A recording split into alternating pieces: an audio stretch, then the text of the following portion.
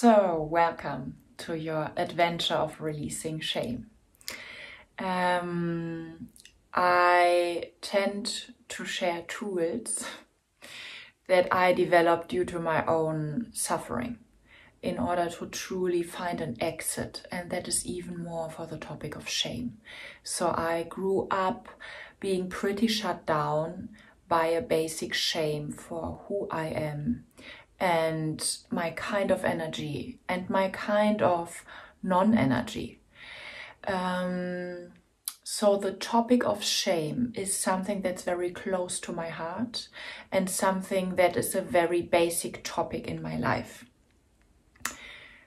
And only after some decades, I realized, okay, it's not only a topic at the bottom of my life, or let's say suffering, but also of this whole culture. So I'm sharing these tools because I deeply believe that it's so worth it, even taking a deep dive into a deep insight into how much your culture as well might be based on shame.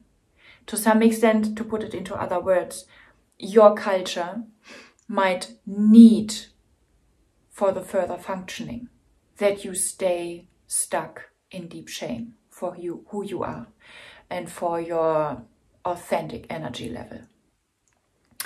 That being said, we could give up, and that is exactly what shame does. We somehow collapse with our inner world because the outer world seems to be too much.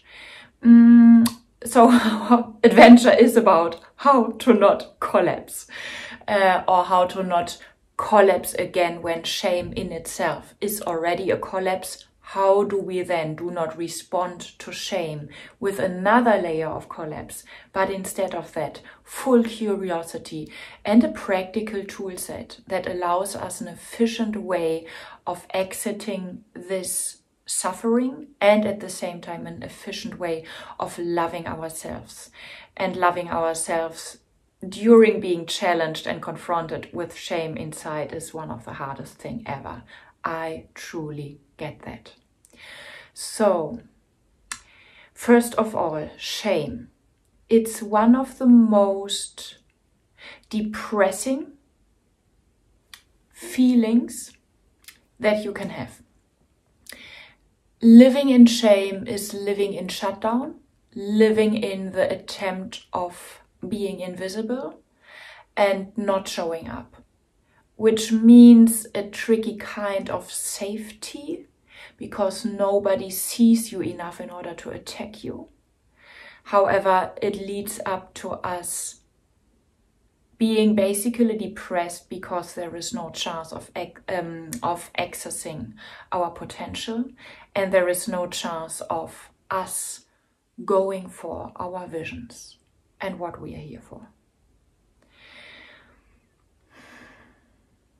And shame is something, what you feel ashamed of, no matter what it is just pure cultural conditioning. What you are ashamed of is a bunch of things. I mean, you can feel ashamed for something criminal that you did, and you can feel ashamed for something super ridiculous like not cleaning up the kitchen in the evening. It's, for example, in my case, that's not a trigger. I do often not clean up my kitchen in the evening. However, for you, this might be something that is like just the standard that you have to live up to, otherwise you failed. So it's very individual, but all of us have our own shame triggers. And if we look deeply into them, all of them on some level are irrational. That being said, shame in itself is still a biological instinct, and that is super important. That is super important. Why am I saying that?